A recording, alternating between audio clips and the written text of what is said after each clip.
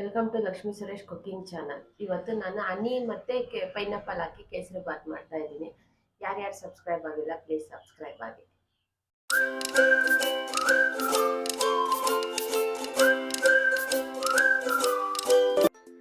ಕೇಸರಿ ಬಾತ್ ಮಾಡ್ಕೊತಾ ಇದ್ದೀನಿ. ಕೇಸರಿ ಬಾತ್ಗೆ ನಾನು ಚಿರೋಟಿ ರವೆ ತೊಗೊಂಡಿದ್ದೀನಿ. 1 ಕಪ್ಪಷ್ಟು ಚಿರೋಟಿ ರವೆ ಐತೆ. ಅದೇ ಕಪ್ಪು ಮೆಜರ್ಮೆಂಟ್ ಪ್ರಕಾರ ನಾನು 4 ಕಪ್ಪಷ್ಟು ನೀರು ಹಾಕ್ಕೊತಾ ಇದ್ದೀನಿ. ಒಂದು ಬಟ್ಲಿಗೆ ನೀರು ಹಾಕ್ಕೊಳ್ಳೋಣ. ನೀರು ಕಾಯಿಸ್ಕೊಬೇಕಲ್ವ, ಅದಕ್ಕೋಸ್ಕರ ನಾನು ನೀರು ಹಾಕ್ಕೊತಾ ಇದ್ದೀನಿ. 4 ಕಪ್ಪಷ್ಟು ನೀರು ಹಾಕ್ಕೊತಾ ಇದ್ದೀನಿ. ಈಗ ನೀರು ಹಾಕ್ಕೊಂಡು ಸ್ಟವ್ ಮೇಲೆ ಇಟ್ಕೊಂಡು ನೀರು ಕಾಯಿಸ್ಕೊಳ್ಳೋಣ ಫಸ್ಟು.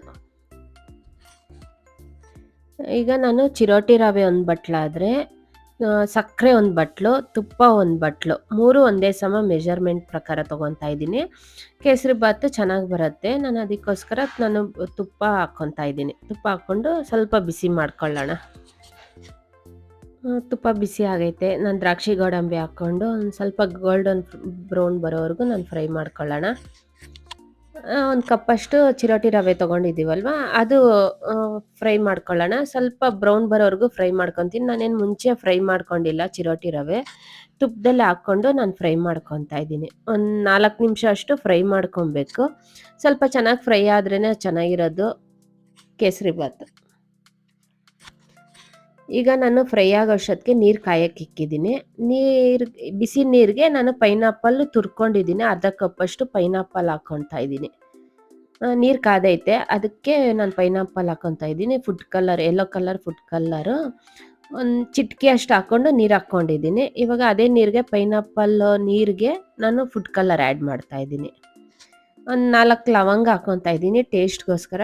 ಕೇಸರಿ ಬಾತ್ಗೆ ಲವಂಗ ಹಾಕ್ಕೊಂಡ್ರೆ ಚೆನ್ನಾಗಿರುತ್ತೆ. ಅದೇ ಒಂಥರ ಫ್ಲೇವರ್ ಥರ ಚೆನ್ನಾಗಿರುತ್ತೆ. ಈಗ ನೀರು ಕಾದೈತೆ, ಪೈನಾಪಲ್ ನೀರು ಕಾದೈತೆ. ಇದು ರವೆನೂ ಫ್ರೈ ಆಗೈತೆ. ಈಗ ಅದಕ್ಕೆ ಹಾಕ್ಕೊಳ್ಳೋಣ.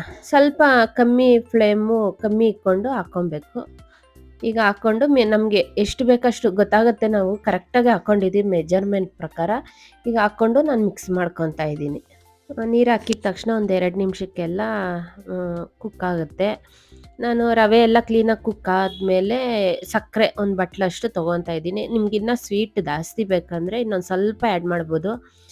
ಇದು ಕರೆಕ್ಟಾಗಿರುತ್ತೆ. ಸಕ್ಕರೆ ಎಲ್ಲ ಕರೆಕ್ಟಾಗಿ ಮೆಜರ್ಮೆಂಟ್ ಪ್ರಕಾರ ಮಾಡಿದ್ದೀನಿ. ಇವಾಗ ಸಕ್ಕರೆ ಸ್ವಲ್ಪ ಕರಗಬೇಕು. ಈಗ ಕುಕ್ ಆಗ್ತೈತೆ. ನಾನು ಏಲಕ್ಕಿ ಪುಡಿ ಆ್ಯಡ್ ಮಾಡ್ತಾ ಇಲ್ಲ. ನಿಮ್ಗೆ ಬೇಕಾಗಿದ್ರೆ ಆ್ಯಡ್ ಮಾಡ್ಬೋದು. ನಾನು ಏಲಕ್ಕಿ ಪುಡಿ ಬದಲು ಕುಂಕುಮ ಕೇಸರಿ ಆ್ಯಡ್ ಮಾಡ್ತಾ ಇದ್ದೀನಿ. ಅದು ಹಾಕ್ಕೊಂಡು ಬಿಸಿಗೆ ಕ್ಲೀನಾಗೆ ಮೆಲ್ಟ್ ಆಗುತ್ತೆ ಅದು. ನಾನು ಹಾಲಲ್ಲೇ ನೆನೆಸಿಲ್ಲ. ಈಗ ನಾನು ಬಾದಾಮಿ ತುರ್ಕೊಂಡಿದ್ದೀವಿ, ಅದು ಹಾಕ್ಕೊತಾ ಇದ್ದೀನಿ ಬಾದಾಮಿ. ಈಗ ನಾನು ಹನಿ ಹಾಕ್ಕೊತಾ ಇದ್ದೀನಿ.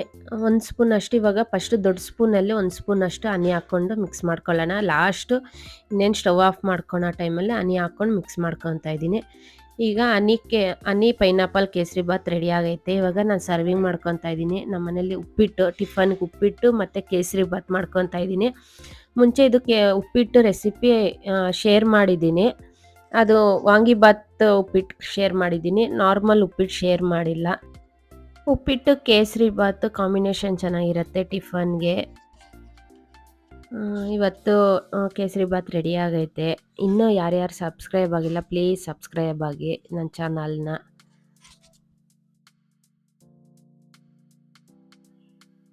ಹನಿ ಮತ್ತು ಪೈನಾಪಲ್ ಹಾಕಿ ಕೇಸರಿ ಬಾತ್ ರೆಡಿ ಆಗೈತೆ.